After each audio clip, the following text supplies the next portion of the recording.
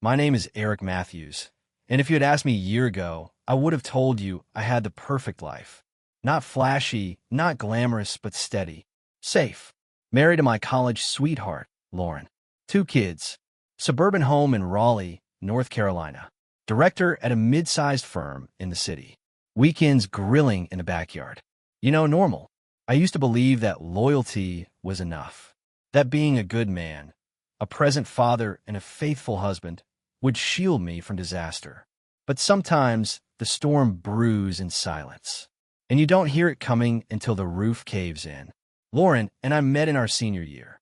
She was wild in a way that made you feel alive just standing near her. But I grounded her, or so I thought. We had dreams together. I pushed her to go back to school after we had our first child, Natalie. I worked late hours while she finished her degree. I believed in her. I loved her. When she got a job in marketing a few years ago, I was proud. She started coming home later than usual. At first, it was nothing. Late meeting, she'd say, kissing my cheek with a wine-heavy breath. I stopped by Jenna's to vent about work. I never asked twice. I trusted her. That was my first mistake. Looking back now, the signs were there. The locked phone, the random giggles while texting, the guarded look when I walked into the room. But it was one incident that started the unraveling. Last spring, we hosted a barbecue. A simple get-together with old friends and neighbors. Lauren invited a few co-workers, including a guy named Matt, a new hire in her department. Fit, confident, younger than me. Too familiar with her, too comfortable in my backyard. I noticed the way his hand lingered on her shoulder when they laughed.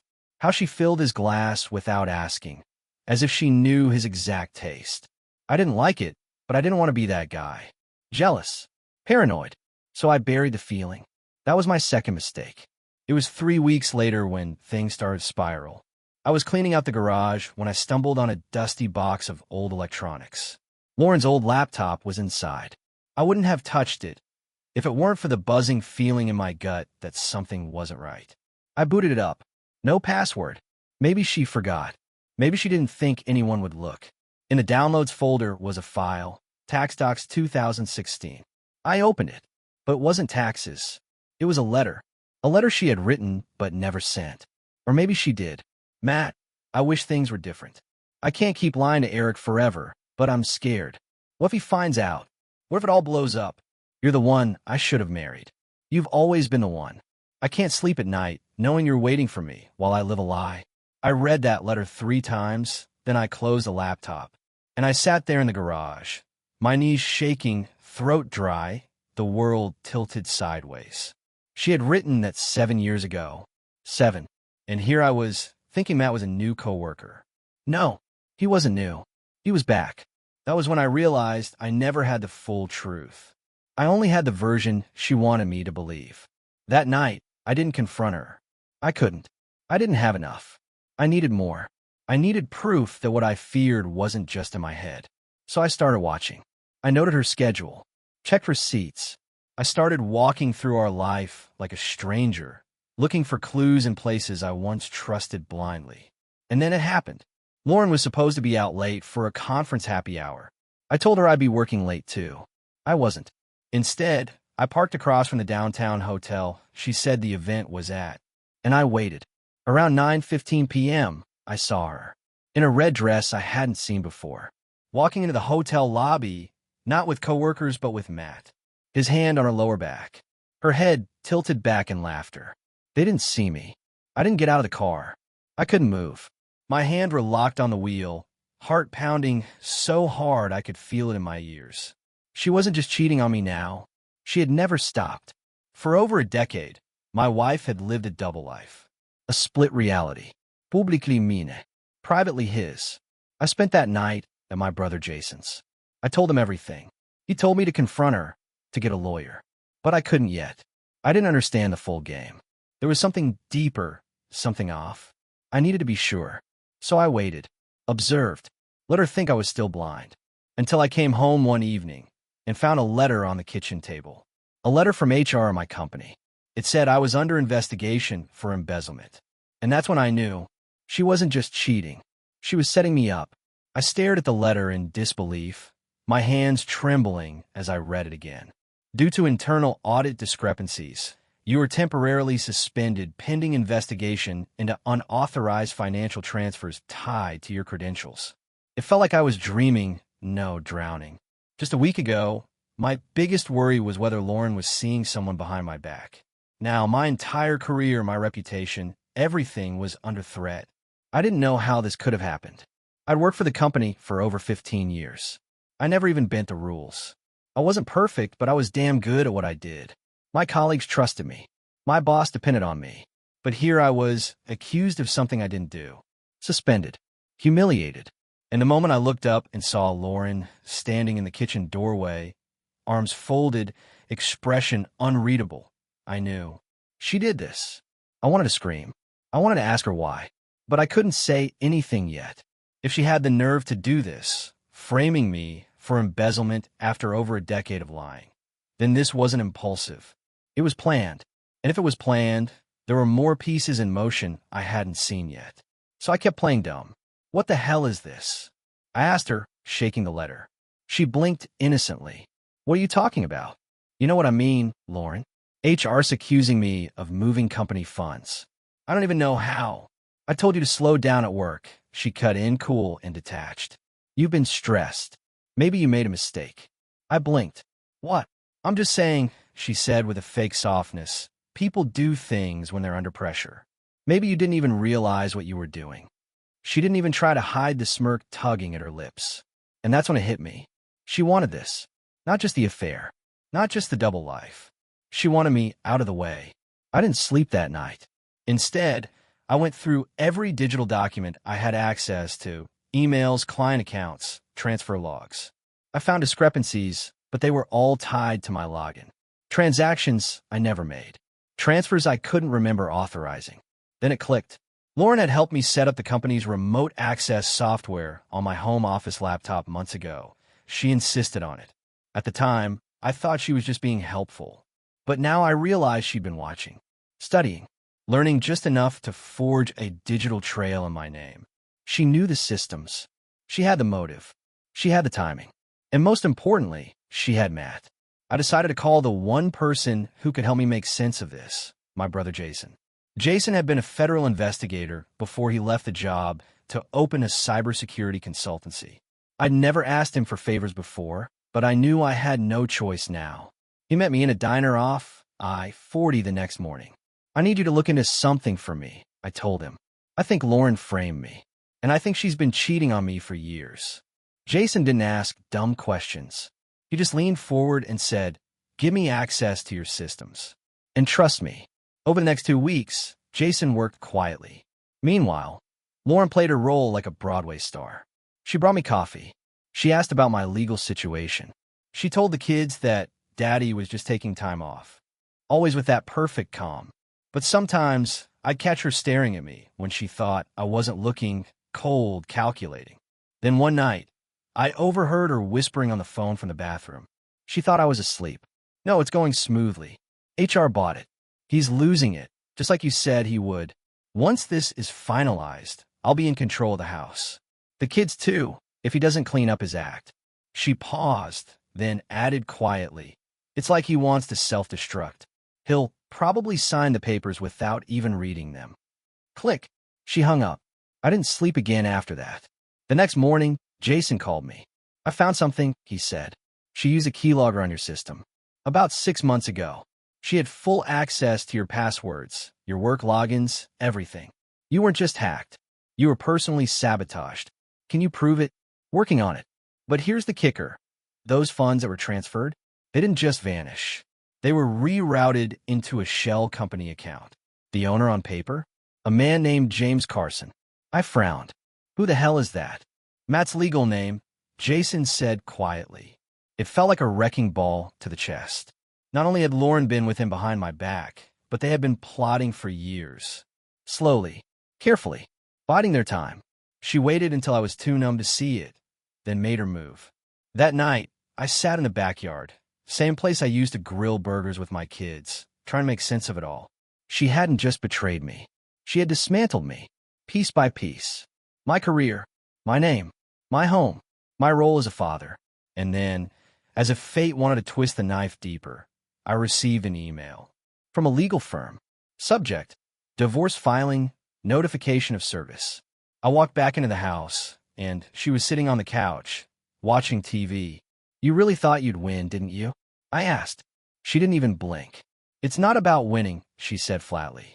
It's about doing what's best for me. And the kids. I laughed. Best for the kids? You mean raising them on a lie with a man who forged records and helped you destroy their father? Her eyes narrowed.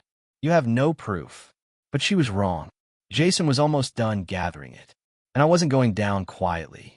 When you've spent your life believing in someone, the realization that they were slowly pulling the floor out from under you is a special kind of heartbreak. I couldn't sleep. I couldn't eat. Every moment in that house felt like I was suffocating. Lauren walked around like nothing had changed. She cooked dinner, helped the kids with their homework, even asked if I wanted to go to couples therapy, right after sending me divorce papers and framing me for a federal crime. But I stayed calm, because Jason was close, and I knew the end of her illusion was coming. Jason called one morning with the first real thread of hope I'd had in weeks. She slipped up, he said. Ow! She accessed the Shell account from her personal laptop on your home network. I have logs and timestamps. Plus, I found phone backups with message threads between her and Matt. Explicit discussions about framing you. She bragged about it. I sat in my car, gripping the steering wheel until my knuckles turned white. Can this clear me? Yes, Jason said. And that's not all. Apparently, the shell company Matt used wasn't just for the embezzlement. It was tied to several smaller shell LLCs in Virginia and South Carolina, all registered under aliases and all funneling money in a pattern that screamed money laundering. They had been playing a much bigger game than I realized. It wasn't just about taking me down. It was about building a life on my ruin. They were stealing my reputation to legitimize their own dirty business. That's when the stakes changed. This wasn't just a divorce anymore. This was a war. I met with a lawyer, a sharp guy Jason recommended who had worked in white-collar crime defense. His name was Carter, and he was the kind of man who looked like he ate liars for breakfast. When I showed him the documents Jason compiled, he whistled. This is heavy. If we handle it right, not only can we get the charges dropped, we could bring charges against them.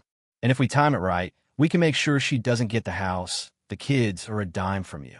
That night, I stood in front of the bathroom mirror and practiced one sentence. I know everything, and I waited for the right time to use it. Lauren served me with a court date. Divorce hearing. Custody included. She played the concerned mother, the supportive wife betrayed by a reckless husband who had fallen into financial misconduct. She even got temporary sole custody granted in a closed hearing before I could mount a full defense. I was treated like a stranger by my own daughter. Natalie stopped talking to me. Our son, Jake, asked why I wasn't coming to the baseball games anymore. I couldn't answer without sounding like a villain. That nearly broke me, but I had to stay quiet just a little longer. 2 days before the hearing, I told Lauren I'd like to talk. We met in the kitchen. Ironic, since that's where our family had shared every meal for a decade.